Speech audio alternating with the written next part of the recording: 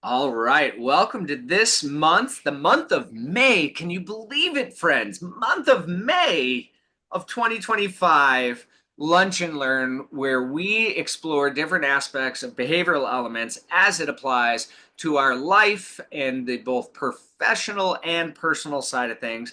I am joined by these amazing guides, both Terry Bean and Francesca Amante today, and we're going to be talking about summer vacation and just summertime city. So we're going to kick this off. We want to hear from you in the chat. Toss in your questions, toss in your comments, but let's dig right in, team. What does your ideal summer look like? I'm going to kick it over to Francesca to start us off. What is your ideal summer? How does it show up for you? Let's hear what you got to say. Oh, well, first off, hi Jay, hi Terry. Thank you for having me. Excited to start our dynamic trio. Oh gosh, summer vacation. I think it really just depends, but pulling into my fire, my secondary is water for those of you in the audience that don't know my elements, but I really love, I was writing some notes down. I'm like, okay, what does a fire really love on vacation? How does that relate to me? And some of the words I wrote down was like novelty, stimulation, high energy environments, and just like challenges, right? So I think there's a little bit of a cross between both of those. I love to be able to relax, but I also love having that dynamic like stimulation of like, what are we doing today? And keeping it fresh and light. I think no matter where I go, and a lot of people have heard me say this if you've known me for a long time, is that no matter where you live or no matter where you travel, like your home is where your people are. So if I'm traveling with my person and we're having a blast, or I'm traveling by myself, I'm going to find joy in a lot of those places. I think because I lead with fire, I don't want to be controlled by like, here's our document of what we're doing today. I just want to be there. I want to be present. If my partner looks at me and goes, Francesca, you want to hike up that cliff today? Let's do it. I don't want there to be structure, mitigating the joy, because I think that can take away from it, which I'm sure our Earths maybe in the audience would disagree with me. But I'm so excited to tap into this topic today. I think there's so much for us to dive into. But I'll pass the baton back to you and Terry. Oh, well, for me, being the high air and the watery fella that I am, I like things that are going to feed my soul. And I will tell you that in an ideal situation, my vacation has a lot of time built in for me to make sure a beach chair doesn't blow away. And I can hold those things down like the best of them, right? But I also like some creative input. So literally 2 weeks ago, we just got back from Tampa area, Anna Maria Island specifically, but had to stop at the Dolly Museum because that was going to feed and nourish me in my little creative spark like few things else. So I'm like you though, don't give me this is what we're going to do today and have no time built in for exploring, for adventure, for novelty, for things we didn't plan. I want no agenda. I want to go where the wind takes me and enjoy it all. I love that. And it resonates with me in one way. And I'll share a little bit where maybe it deviates for me. And obviously, with my very high fire secondary air, I don't want a structure. I don't want any kind of structure whatsoever. If it's one of those where there's an itinerary and it's like, okay, at noon you have to be here. Well, what if I don't feel like being there that day? What if I don't feel like doing that day?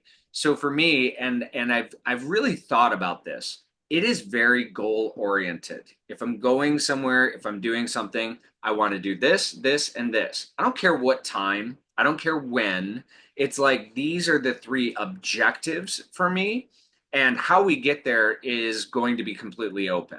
So for my error, and tell me if this ever happens with either of the two of you, my error is sometimes error, not air, but my error is more of uh, sometimes I try to bite off more than I can chew. So I'm like, okay, we're going to go to this place. and we're going to see the Eiffel Tower, and we're going to see this, and we're going to see this, and we're going to see the Arctic, and we're going to do all of that in a 24-hour time frame. I know we can do it, and all of a sudden, even though I don't have an agenda for 13 hours in that day, running crazy to try to get all of the different goals accomplished.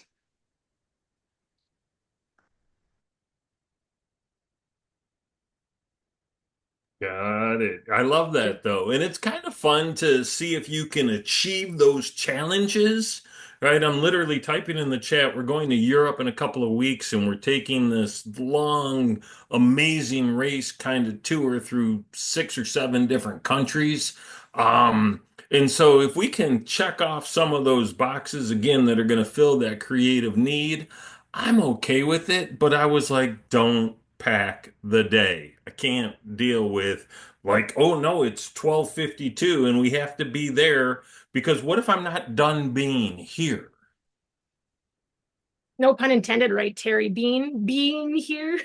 Being here, gotta Yeah, being here all the time, man. Let's bean. I love it. I love it. Okay, so my curiosity, um, Jay, is your video? Oh yeah, you're back. Perfect. My curiosity for both of you. I mean, Jay, you're high fire, similar to me, but and Terry, you're high air. What do you think drives you crazy the most on these vacations? Jay, you're muted. Jay back in 2020. There it is. Yeah, right. I think for me, what drives me the most nuts is when, and I've learned to try to manage this, but it's when something gets in the way. And what do I mean by that? Like, all right, we are scheduling a fishing trip to Alaska. Beautiful. We get to Alaska and everything's planned. I've got this vision for what we're going to accomplish. We're coming home with 16 pounds of salmon and doing all of this. I say this because this is something I'm actually planning with my brother and his 2 kids at this point in time. But we get there and it's just storming, raining the whole time, lightning, thunder, all of those things. And now my plan, my goal, I'm not going to call it a plan. My goal of accomplishing, all these different things is completely shut out by something that I don't have control over. That's something that I think ends up frustrating me a little bit. Or if I get to the place and I realize, oops, my lack of planning has now precluded me from being able to get a charter boat, and then I can get a little bit frustrated. That's happened before too, not with the charter boat, but with plenty of things. I think those are probably my higher levels of frustration. And then if I was to add my third, it's when something's slowing me down. If I've got my goal in mind, and let's say that it's, I have to wait. I don't love waiting. I have no patience. I think somebody said at one point in time when God was handing out patience, I got bored and stepped out of line. So if I have to wait for something to not do what I want to do, that can all exactly, Stuart, all gas, no brakes. If I'm waiting on something that's out of my control, that can tend to shift my energy and balance. What about you guys? I love that question, but honestly, if I'm on vacation mode, ain't nothing getting me out of that. You bad weather, fine. Didn't the restaurant was booked, fine. The beach chair blew into the water without me sitting on it, fine. I'm like, I am. My mom said it best. When I was about 11 months old, she wanted to teach me how to walk. So she took my toys, she moved them over to the other side of the room, and I sat there and played with my toes. That is who I am. It's who I've always been. So if there's punches, I'm rolling. That's how it is. Well said, Terry. Um, Yeah, and it's safe Francesca, you for got to answer. It was your question, but you still have to answer it because it was a Yeah. really good question. Okay, perfect. I mean, I'm gonna pretend that I'm on a vacation with a high earth. I'll say that, or someone that's more on the structured side. So even like water and earth, I'd say it's more like the fire in me is gonna be like the flexibility and the adrenaline. Like, you want to go skydiving this afternoon, whereas like an earth or like a high structured person is gonna be like, but we have dinner reservations in an hour. We didn't bring a change of clothes. There's gonna be all those regimented things. Where for me, I'm like, I'm on vacation. What I'm wearing is perfect. Let's do this, and then if we want to grab a bite, we can. I love having that flexibility. That being said, any of the three of us on this call, the reason why we love behavioral elements and behavioral intelligence, that we're pretty adaptable. And I think that's what I love about the unstructured side of us, is that if we are traveling with someone that's more structured, we're also the type of people that are like, no problem. You want to go to dinner in 2 hours? We can go skydiving tomorrow. So I like that we have the flexibility to do both. I'm similar to Terry. Not a lot of things are going to ruin my vacation. I'm going to have an amazing time. I'm going to have a smile on my face. Lots of photos are going to be taken. I'm good. So I don't know. I think it's just the reality that we create is the reality that's within us. If we choose that we're going to have a bad trip, we're going to. Jay and I talk about a couple times on different calls about you can look to the right and there might be mountains and you can see that there's a cloudy sky, or you can look to your left and be like, oh, it's dreary and rainy, the weather sucks. I'm going to often look to my right and be like, you know what, this weather is going to make us have a cozy day. So just having that deciphering of like, how do I want to view this day and not really letting anything get you down. I want to comment on a couple of things I see in the chat. Is number one, Taylor, I think you and I would get along perfectly over the summer. Camping, fires, being outside, definitely a big part of my bag. I see Ann says the same thing. And, really from Michigan and born and raised and live, we do have a ticking clock for how often we get sunshine in our lives.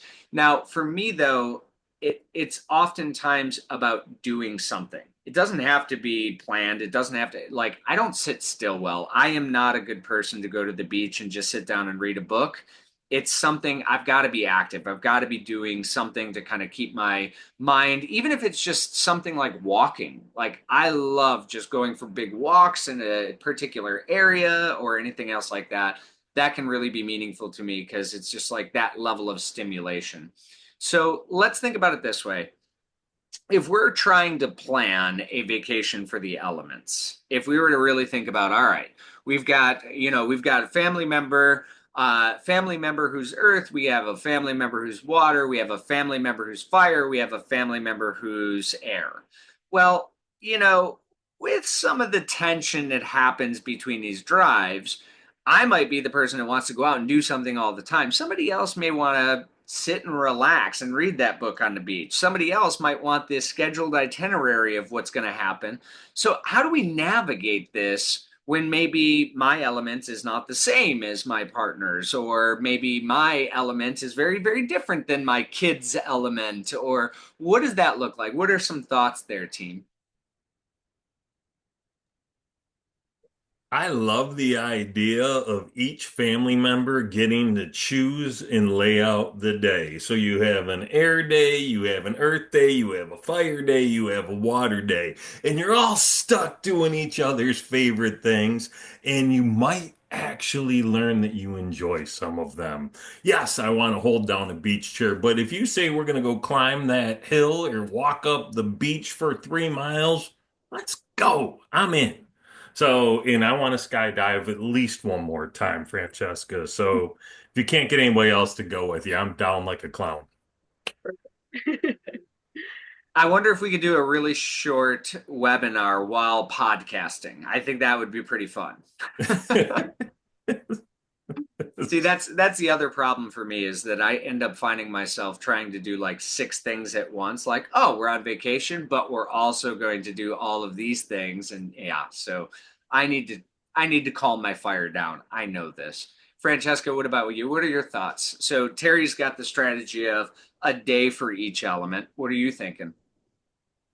So, and I think one of the things I want to draw out that Terry said that I think is really, really brilliant is the fact that the more that we do things out of our comfort zone, so getting an earth out of their comfort zone may look very different than getting a fire out of their comfort zone. But I think there's so much that we can draw from each element. And like we always say on these calls, just because we're low in an element doesn't mean we're bad at it.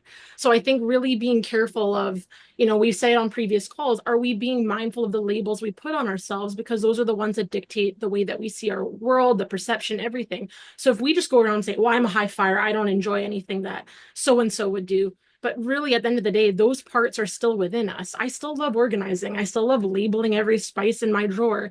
Doesn't mean that that's my highest element as an earth, but I can draw that out and use it where it benefits me. So there may be times on a vacation that I am with a water or an earth, and they're like, oh my gosh, I want to do this, this, and this. Yes, at first there's going to be a little bit of that resistance, but if we can, like we talk about that pause between the stimulus and the response, instead of just being like, no, instead of us doing that and just taking that pause and a step back to go, you know what? I'd love to explore that. Maybe it might take 15 minutes into the activity to switch gears, but once we get into it, we're like, this is really nice. And that change of pace might just be the refreshing thing that we need, just like Terry said. But I also love the days too, where it's just, you go all in all day. We might exhaust our family, but that's the fun of it. Let's do it.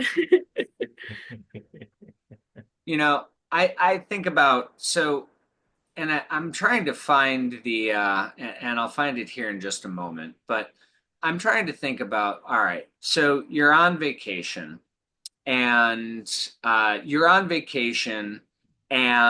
something out of your control happens. I kind of talked about this as maybe one of my frustrations. Like I'm planning a fishing trip and there's no fishing, right?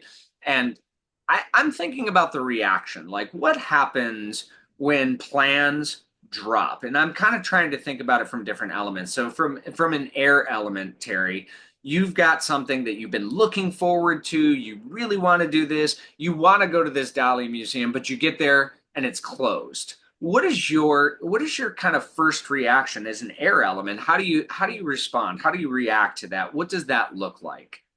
So I can't decide whether or not it's an air element thing or a Terry adaptability thing, but I embrace whatever I'm feeling in that moment. So the Dolly example is a great one. I've been thinking about that place for a couple of years and saw that it was right on our trek from the airport to the hotel. So it was like too easy to stop at. If we would have gotten there and it would have been closed, I would have been bummed for sure. And I would have wallowed in that crapulence for a solid 5 minutes, maybe even seven. And then I would have moved on and said, F it. I wouldn't have said F, but for this case, I'll say F. And we're going to go on to something else. And, the reality, something else was going to be a beachside lunch because that was literally the next thing we did. So I guess I'll enjoy the strawberry daiquiri, listening to the waves come in, and life is good. And that's really how it is, right? If I'm mad, I'm mad. If I'm glad, I'm glad. If I'm sad, I'm sad. But none of that lasts for terribly long. And I reset to some level of joy that is, how I spend the vast majority of every moment of the day. So you adapt back pretty quickly. So if something goes awry, you're able to shift. Francesca, what about you from that? And obviously you're a fire as your lead, but you have a really, really strong water element. What is that? All right, you're planning, you've got something, you're planning on going ice skating. I know that's something that you love to do. You get there and the rink's closed, right? So how do you adapt? What does that look like for you?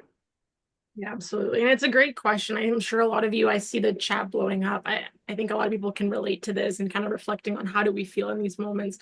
I think with my dominance of the fire, it shows up a lot differently. So like we do talk on these calls a lot about how our secondary elements probably just as important as the first primary element, just because Jay is a high fire, but backed by air is going to relate a lot different than me as a high fire backed by water. So there is that part of me, I think, initially, if the rink was closed, that I'd be like, oh, darn. But I think my water comes in and I'm kind of driven by that emotion of like, oh, well, what's this mean for me now? Like, what do I get? It's more of an internal process I find is how my water shows up is I'm like, I get a little bit more on the reflective side. It's like, okay, what do I get to experience today? What is it like? What's this actually mean? Maybe there's a bigger picture. There's somebody I'm meant to meet or someplace I'm meant to go. Because that I always believe if a door closes, another one opens type of thing. So I don't let that frustration take over. But I think sometimes too, as our lives progress, this shifts. So like, I mean, I can also relate to the 8-year-old self in competitive figure skating, competitive dance. That environment was very structured, even amongst my air, I'm sorry, my fire and my water. That I think when things didn't go to plan, I still adapted, but the adaptability was a little bit more limited versus how I am as an adult. It's just different. Like, I think just the more that we go through and endure in our lives, there's not a whole lot that will get us down. At least for me, I'm just like, okay, that's meant to be. Let's shift and carry on. The more that we resist the change, the more that, like, we're the only ones that are going to suffer in those moments. So I'd say when I'm on vacation, actually, I was just in Quebec, was it? Or no, it was Windsor, Ontario. And my partner and I went to the rink that day. There was only like 6 or 7 minutes left. So I could have been frustrated, but I was like, I get to skate for like 6 or 7 minutes. This is a win. So it's just one of those things where the more that we're able to adapt and just go, okay, this is happening for me, not to me, that's the power. See, and this is where I get myself into trouble. Okay. If there is a barrier, I immediately like let's say you get to the the site and there's a gate there that says, "Hey, it's closed for today." But the gate is like one of those little, like two thing that with a small chain on it that's easily walk aroundable, step overable, or anything else like that.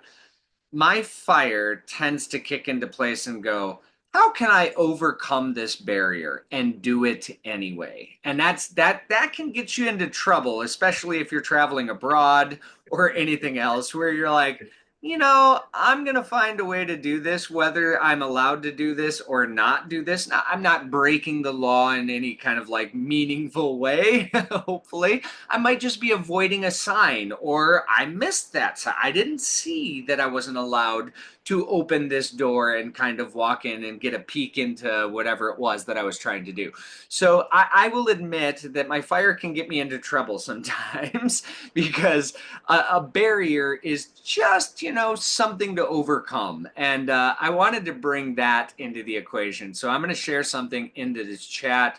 Most of you have seen this, especially if you've taken the behavioral elements assessment. This is the BE wheel.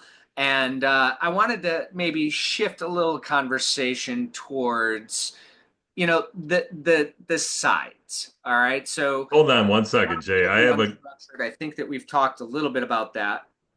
The bottom, we have the more structured. On the right, we have the collaborative. And then on the left, we have the more individualistic side. And I think about this in terms of vacation, and maybe we can start here. Have you ever gone on a vacation simply just by yourself?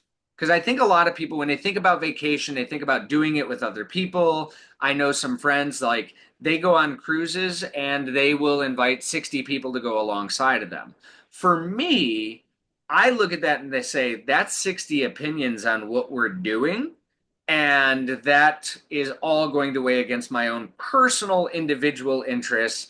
I am more than comfortable going anywhere by myself. I don't mind having a group. I enjoy traveling with, my partner or my team or friends or whatever else like that. But I generally keep it almost pretty small when I do that, simply because that may end up, creating the conditions of my individuality being stepped on. So, question for you, I guess, is do you prefer to travel with people? Would you ever travel completely alone? I think this is more my individualistic fireside, but I don't know. What are your thoughts? Francesca, go ahead. Before Jay ends up his next vacation in a Turkish prison for overcoming obstacles. I love it. Thank you, Terry. For a long time, when I was about 17, I entered into an executive position for a company. So I did a lot of travel back and forth from the Okanagan to Vancouver.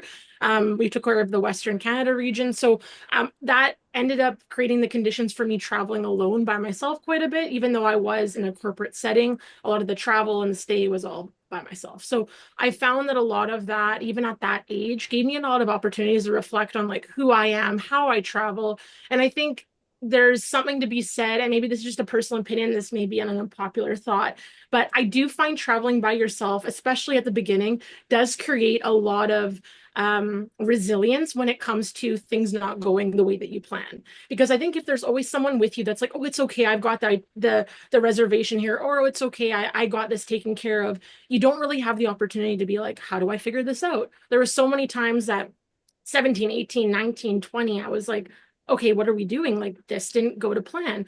And especially as we know, luggages get lost, all that stuff. I was always pretty adaptable, but there were still moments where I got to recognize, okay, this is what you do to fix this quickly, or there's some things you got to let bygones be gone, bygones. The amount of times you go somewhere and you're like, I don't have my suits. I guess we're going shopping today. And you just figure it out without someone saving you through that process. So when it comes to more vacation and not work travel, I have done that, and I would say it's really powerful. It's beautiful.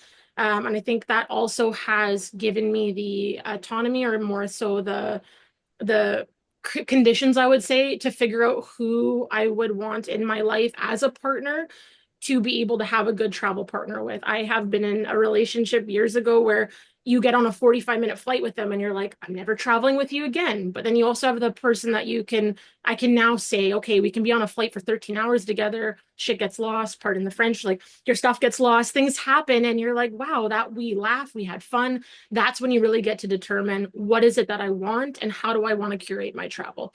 How about you, Terry? I, like you, I've only really traveled alone for work, and I am certain that my very high earth wife is shocked that I ever make it to my destination with all my things because I know she thinks that she handles everything. And let me rephrase, I know she handles everything for our travel collectively because she is an experienced planner, project manager type, doop, doop, doop, doop, doop, very linear in her thought. And I'm not 100% sure what linear means, but I see people always go like this. So I assume it's something to do with a straight line. I don't get it. But for me, it's like, dude, I'm going to just go show up, do the things that other people want to do because as I mentioned, my water is pretty high. And I love the comment from Stephanie about how your water can get you overwhelmed if you're trying to appease everybody else in a larger group. Totally agree. Also, case in a quick note, Francesca and I have been dropping comments, but I finally realized that those comments are only seen by the three of us. They're not going to everyone. Comment fail. Um, all that said, I think I would enjoy like a vacation by myself, but I don't have any idea where I would go, what I would do, or what's really calling to me aside from like a trip to Machu Picchu in Peru. Like that would be like some spiritual epicenter I would be down for. I think that sounds amazing. I highly recommend the Amazon. That I think you would really, really enjoy that, especially as like sort of like a spiritual connect with nature type thing. And that's actually gonna and I was gonna comment on Stephanie's comment in the chat as well, because that's one of the things that I actually and I don't know if it's my water or if it's just my frustration with like a large group decision making, but there are times that I've been on different places, whether it's been to resorts or anything else, that I've had a lot of anxiety because you have these different factions and it's almost like they're competing with each other. And for me, I don't care. I'm just going to go do it. You know, if the three of us were on vacation and you two were like, "Hey, we want to go visit the ruins," and I'm like, "Hey, I want to go visit the cenote." Okay, go to the ruins. I'll go to the cenote. That's fine. That doesn't bother me one so bit. But then if it becomes that sort of conflict where it's just like, so you don't want to go with us? Fine, we'll go with you on yours. And it's just like that drama. That's where I start to go, okay, I do not have time, energy, and or patience for this. I'm going to now do whatever I want to do, and everyone else can figure it out on their own. Ta-ta. And so that's where I think maybe some of my struggle comes into play a little bit. Go ahead, Francesca. No, I raised my hand because what you just said just sparked a thought for me, Jay. And Terry, you have fairly high water, so I'm curious if you relate to this. But just commenting on what was in the chat about water and all of that, I think that there's something to be said about, I was just reflecting on the fact that like us as higher waters, it's almost like we have low toleration for like conflict as well. Like if the group, if we can sense discomfort, we're those empathetic people, right? As empaths, we sense that discomfort or that disconnection really quickly. And all of a sudden my focus will go from having that joy and contentment to like, oh crap, so and so isn't feeling this way, they're feeling left out, and all of a sudden I feel compelled. I might not always act on that, but I feel compelled to fix everything and be like, how can Bob be more connected to Jody today? And Jody, like, I just don't want to deal with that on my vacation, but my water just naturally is drawn to that. And if I may, I thought I would, like, while we're talking about water, I thought maybe we could, like, Jay, how do you feel, or Terry, about going into a bit of the science of it? Because I think this element is one of the strongest elements. For me, I'll comment on like the scientific aspect of like the dopamine and oxytocin cocktail. And I think that's something to be said too about like when I travel, the nostalgia and the sentiment of where I am and where I'm going, like it's a very like connective experience. I think my fire is like, wow, this is amazing. There's a lot of dopamine, sure, but there's still a part of me that I'm like, I will get teary-eyed and overwhelmed with emotion, like not crying, but I'll get teary-eyed or sentimental of seeing some kind of artifacts. I'm like, wow, that's so old. And look at the story behind it. And people will be like, what the heck's wrong with you? But I can actually feel those things very deeply. And as a high water, I get really reflective. So, Terry, I don't know if you relate to this, but like I will journal or meditate on my trips. I will seek places to like have stillness and think to myself, like do the internal shadow work of like, why is this cultivating this emotion in me? Or I'll reflect on, wow, look how far I've come in the last year. It's not just like exploration based. Like I really get internal with the process. And I think there's also a part of me where I'm like the destination also becomes this aspect of like, I'm not just here right now. I'm like, oh my gosh, I think about all the little pieces that brought me here. And there's more of that like overwhelming gratitude that comes with it because of my water.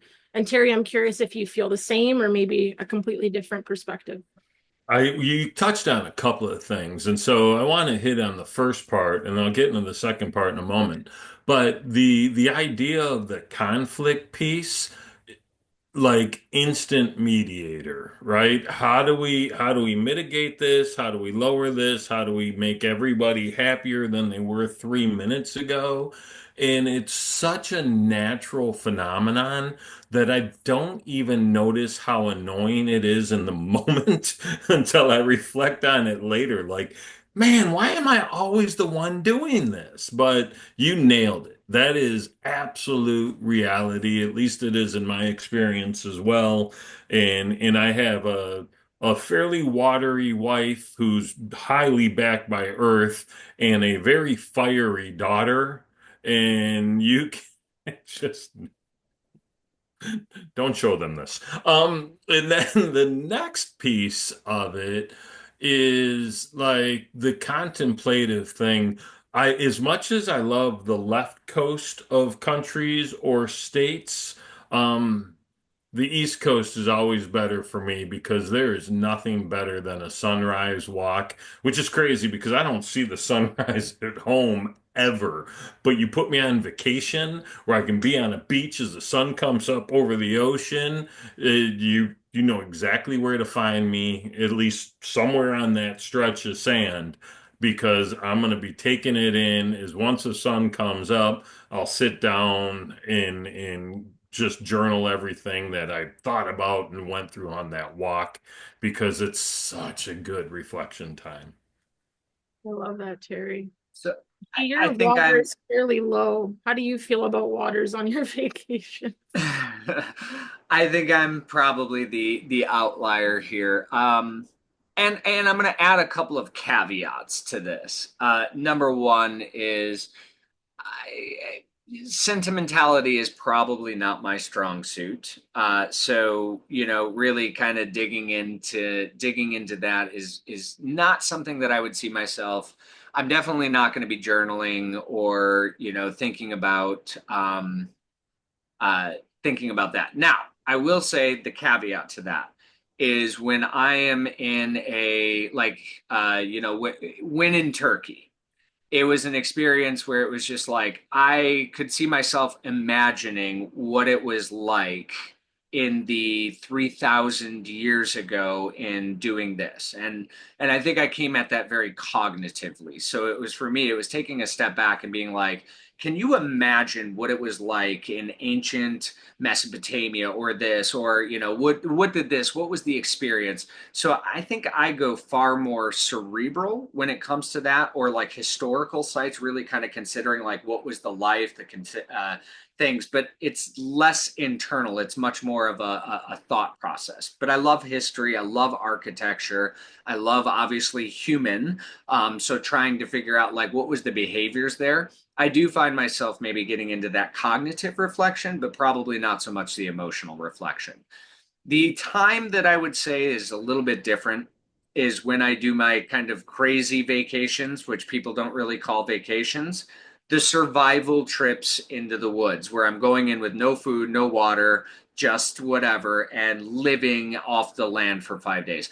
On those, I would say I am far more reflective, far more introspective, because, well, quite frankly, other than scavenging for food or making sure that your fire is not going out, you really don't have all that much to do. So you really do get really comfortable with your own thoughts, with your own feelings. I don't take a pen and paper with me, but if I do have my cell phone and I have a note or something, I might record it or anything else like that. Ate Um, 3 bugs today, almost died, fire went out 6 times, froze ass off. Yeah, I can imagine how fun that is. Hey, that's a vacation for me. That's that sort of shutting off, doing nothing and loving it. I guess you're not really doing nothing, but you're definitely doing nothing for there. I did want to lean into this though. The three of us are very, I don't want to say work centric. I think we all have some balance. I think we all do things that are both personal and professional. But I would venture to guess that work is never really far from any one of our minds. And there might be something that on a vacation triggers oh, I should be doing this for work, and not necessarily to stop myself and start sending out emails. But how do you manage and I'm thinking about this because realistically even on a vacation, I find myself not able to not necessarily shut off completely. I'm still checking an email. I'm still doing this. Now, you're both solopreneurs, entrepreneurs. You do have, different team aspects to you. I think about it and go, all right, I got to check my emails, make sure that my team's not on fire, something's not happening. Even if I say, and don't tell my team this, although some of them are on here, even if I say I'm totally shutting off and I'm not looking at anything, I'm still checking in to make sure that the team's doing okay.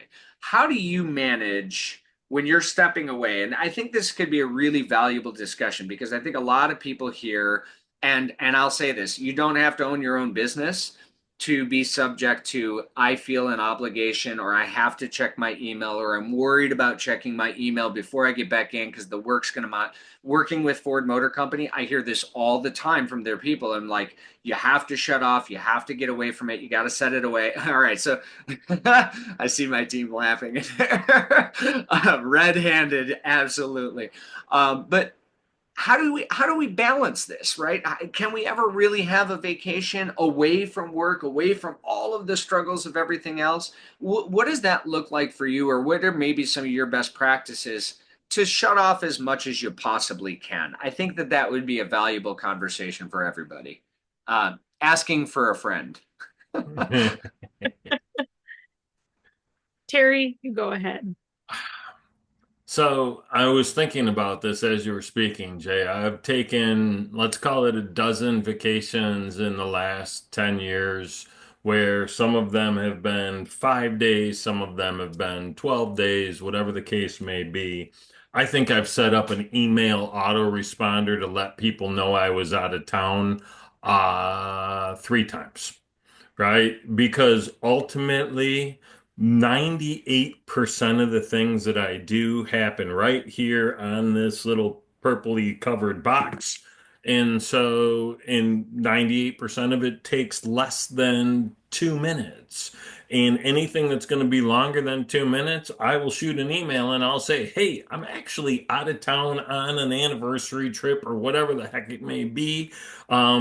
If this is super important, we can talk. But if it can wait till next week, I'm going to get back to you next week. We good?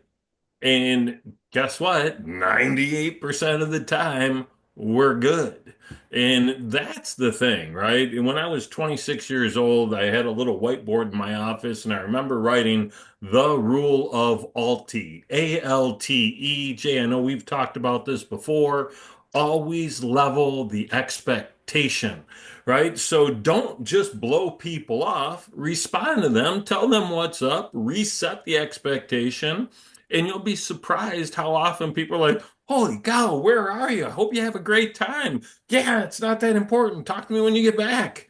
And perfect. Now I've done everything I needed to do. I'm still in integrity, and that beach chair didn't even have to move. I love that stuff. What about you, Francesca? I agree with a lot of what Terry just said. I'm going to bring it back to an experience years ago. So I was an executive assistant for one of the top realtors in the Okanagan, and we would have like 40 to 50 active listings at a time. We also had our sellers we were working with, and him and his wife Arta would go on, like I'm talking like remote camping trips where his cell phone was off. His phone was call forwarded me 24/7 for about 2 years. So every call from every lawyer, like his brother, his dad, you name it, I got the calls, and I'd put a message together and send it off to Nicholas. I loved it. So it's on me. I took all that on.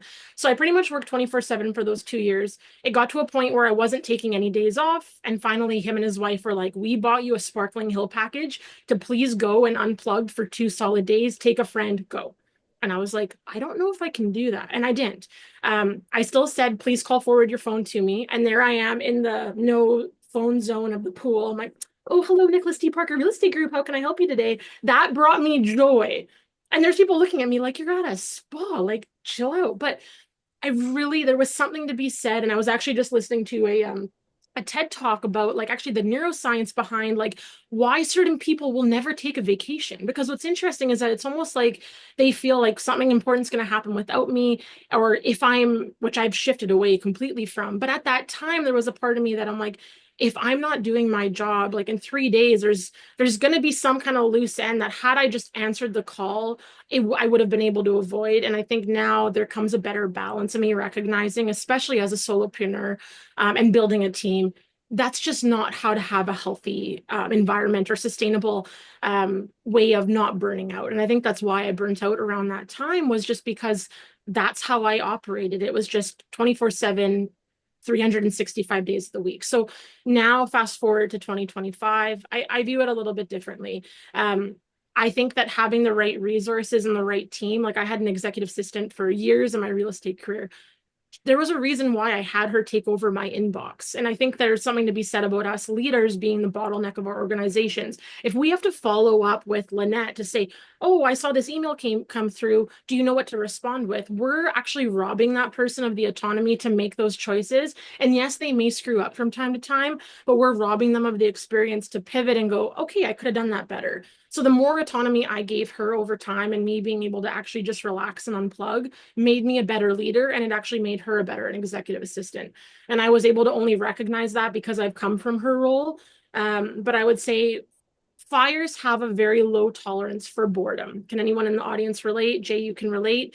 Our dopamine circuits are always on this feedback loop of us wanting to like win, attain, and grow. And like there's some days where I have to catch myself. It's 11 o'clock at night. I have one earbud in, listening to a podcast on growth mindset. I'm watching a video on YouTube with the captions on of a different person talking about a completely different topic while I take notes. And I'm like, what am I doing? We're just so excited about learning and growing and evolving, but there's got to be those points, especially on vacation. And I've had to learn this the hard way. When I'm there, be present. And I love how Terry's last name has the letters BE in it, just like behavioral elements. The more that we can be here right now and let the phone be away from us, the more that we're going to be able to, just grow. And that's where the real growth comes from, because when we're actually sitting quiet in that silence, that's where all of our realizations happen, right? That's where I've done my best shadow work. How about you, Jay? Nah, I love that. And to be perfectly honest, and it's funny because I saw that comment come through the chat.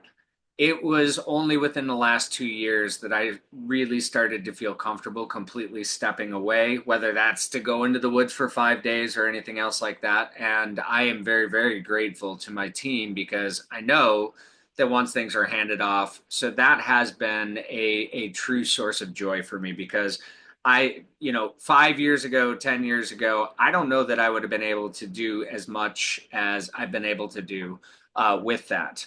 I will also kind of comment to what Taylor said, to what Terry said in there too. I love what I do. And I love integrating what I do into.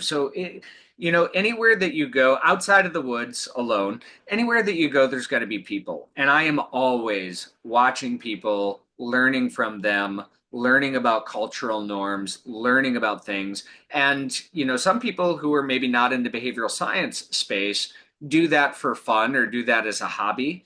It's both for me. I really enjoy that. And it's something where it's just like, why do they do this here? I'd like to explore that. I'd like to better understand. One of my favorite things, and you're going to laugh at this, I love going into grocery stores when I'm traveling abroad or when I'm going somewhere. I want to see how they structure the grocery store. I want to know what they prioritize to put up front. I want to know how they structure their aisles. What you can learn a lot from the way that people do different things about a culture or anything else. So like I feel like I'm really tapping into my cultural anthropology when I'm traveling or when I'm vacationing because I'm exploring essentially what people what they do, how they live, how they experience life, what's meaningful to them. So it's almost impossible for me to go on a vacation or even just a work trip without bringing some of that sort of passion into the place. So I don't really feel bad about it. It's if I'm sitting there and answering emails that could probably wait, that's where I maybe get a little frustrated with myself sometimes. I'm like, why am I doing this? And then I have to tune out and then I have to get myself back. But it is you are correct, Francesca. My dopaminergic, like get it done, get the results, win if there's downtime or if I'm waiting for the bus to come pick us up to take us to the next event, sure, I can get 6 things done here and then I feel good about myself and I can get on that bus. So I go ahead, Francesca. Did you have something to add to that or If I may, but it's going to actually be related to Earth. So whenever you feel it's best to slip in there, Jay. yeah, go ahead. Okay. I have a couple people that messaged me from our North American Academy group who are actually happen to be in this chat here. And one of the things I wanted to maybe relate to, because we do have some Earths in the audience today from that group, and I thought maybe I'd bring this up. There was a study in like 2020, and it was talking about how like a scientific study on how a lot of the like happiness and joy that ends up being related to a trip is actually in the anticipation. They call it the anticipation effect. But I find that for a lot of our Earths in the audience, I think this is something that is going to relate to them. And I kind of do too, even though my Earth is my lowest. I do love the structure and the organization of certain things. So for those of you in the audience that are high earth, I want to kind of like have you be seen in this moment that I think a lot of the joy, maybe you can relate to this, is going to be in the planning. Do all of my clothes match? Do the shoe, like I still enjoy all that, or the packing list. It's like that anticipation as the months get closer. There's a spreadsheet of, did I add this to the list? Did I add that to the luggage? Did I pick up this or did I order this? There's almost this anticipation of all that time leading up to the event or the trip. I think that there's something to be said about that. I don't know if any of you can relate, or maybe Terry and Jay can relate in some way. But kind of also to that point of like our work aspect, for those of you that are maybe more on the structured side of the element wheel, perhaps more earth or water, I do want to speak to you in this way. I think that there's going to be a point, and I've had to do this myself, even though that's not my highest element, when it comes to work, because you happen to be so structured, it's almost like you have to structure time where you're like, I'm not going to work. So if a spreadsheet helps you when you get up in your day and you have your checklist, make a time allotted space where you're like, from 12 to 5 o'clock today, I am unplugged from my phone. You may work from 10 a.m. to 12 p.m. and you can really get into that detailed list and that structure of what you need to get done. But then choose a time where you're like, you know what? this is for me, this is for my family. And that structure alone of the fact you've told yourself by this time to this time I'm not working, it'll play into that structured part, but it'll also give you the reward system of like, oh, I did exactly what my list said. So I just wanted to speak to you guys in that way because I know a lot of you aren't on that unstructured side like Terry, Jay, and I are. So thank you, Jay. No, I think it's important that you bring that up. Terry, I'm going to let you take a swing if there's anything in there that you want to comment on. I I'll share a couple of things from my side in a moment. I mentioned earlier that sharing notes and commenting only goes to the two of us, but one that I wrote is a quote that I came up with while on vacation about a dozen years ago. It says, "Set your life up so you never feel like you need a vacation from work, but you never mind working while on vacation." Right? That's how you know you're doing it right. At least that's how I know I'm doing it right. And as far as the other side of it, that earth side, that planning side, when Francesca says Earth is her lowest, Jay told me last year that the I was the first person to ever receive a perfect zero. So not only is it lowest, it's non-existent in my world. So it makes me wonder when you two and others are going on vacation, what percentage of it are you planning? Are you the primary planner and setting it up and doing the itinerary thing, or are you the primary passenger on that trip? I'm curious in the comments. I'm curious from you two because that Earth thing, I feel like, it's almost like a given, right? Okay, one of us is really good at and organized and planning, and one of us is, let's call it less so. All you, Jay. Yeah, so this is and this is what I was going to lean into and because as we close our hour here, I do want to acknowledge I might have to go check out a Target somewhere else. I didn't know that they were different. I assumed they were all the same, but I do see some people resonating with the grocery stores and things. That's pretty funny. All right, so here's the problem with Jay and planning. I go on work trips and I have absolutely no idea where I'm staying, who's picking me up, where I'm supposed to be, where I'm going, and I don't care. It doesn't bother me at all. Like uncertainty is not a thing for me. Like I'll figure it out. If I get there and there's nobody to pick me up, I'll go to the hotel bar, make a few phone calls. If that happens and I can't find anybody, there's probably a hotel in the area that I can stay at, and I'll figure that out. And I know that that has brought some of my business partners a lot of anxiety of like you don't know who's picking you up. Like no, somebody will be there. They'll either have a sign or anything else. So for me, I am not the best for planning because I will plan to not have a plan. And that's really where my sweet spot is. However, I am going to say this, and this is where I think we can wrap up our conversation, put a nice bow on it for people. I am a firm believer in balance, okay? If you are somebody that leans towards the side of certainty, try to balance a little bit by doing something spontaneous. If you're more on the spontaneous side, try to lean a little bit into having at least an idea of where you're going to stay or a hotel because that has burned my ass before in the past. I'll that's a funny story for a different day. But if you're somebody that is really goal focused, try to take a step back and really just enjoy the people. If you're somebody that's really people focused, try to take a step in and put your own goals into play or really do something for yourself.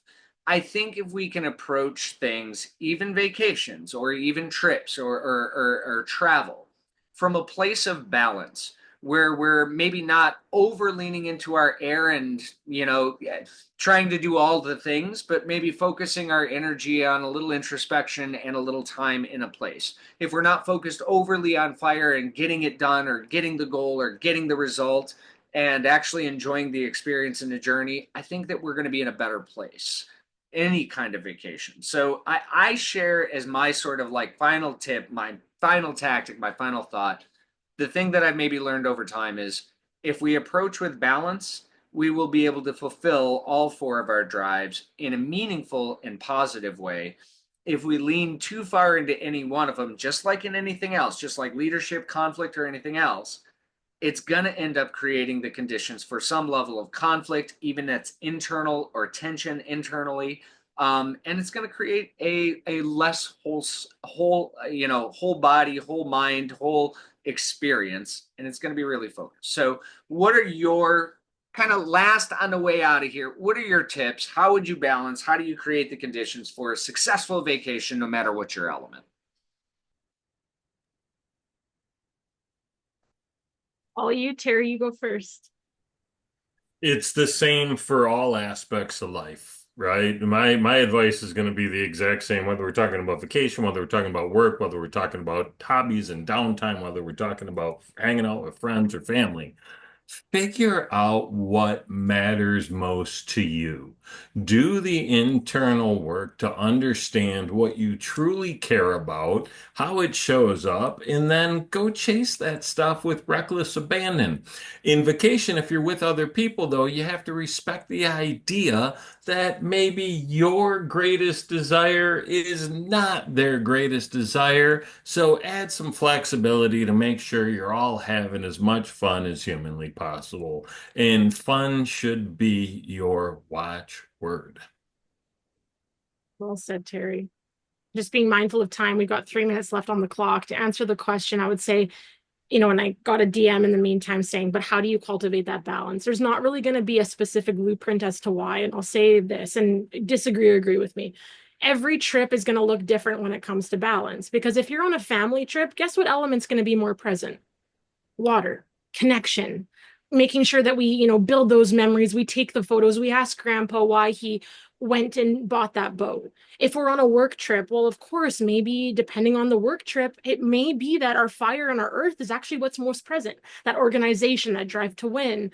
If we're maybe going to somewhere like Turkey, that's where our air is going to come out a little bit more because that exploration and not having an agenda is where that's going to come out. So just really be intentional with asking yourself on this trip, what's the goal I want to achieve? And then reverse engineer it. You may find that actually your water and your earth are the two elements that are going to make that trip most successful. That's how you cultivate the balance. And the water and the fire, the air and the fire in those cases will balance themselves out accordingly to the outcome that you want. So that's my advice for today. And if we don't have the chance to say it, I just want to say it's so good to see so many people in the chat. And just thank you all for being here. And thank you, Jay and Terry, for having me. What a great discussion today. I love it. So thank you. Thank you, Terry. Thank you, Francesca, for digging into this conversation on vacation, building out our summer. And I love the comments in the chat and your insights. Thank you to all of you for attending here today. Hopefully, you were able to balance and find some of that joy in all of the elements as you navigate, whether it's a summer vacation or whether it's just staycation and staying at home. Really lean into those, and hopefully this gives you some insights into maybe how some of the people that may be traveling with you or staying home with you are also behaving. So thanks, team, for being here. Another fun episode with each of you. Really appreciate you for tuning in and for engaging with us, and we will look forward to seeing you next month in June, the three of us together, navigating life's biggest behavioral challenges through behavioral elements. All right. Thanks, everybody. Take care and have fun.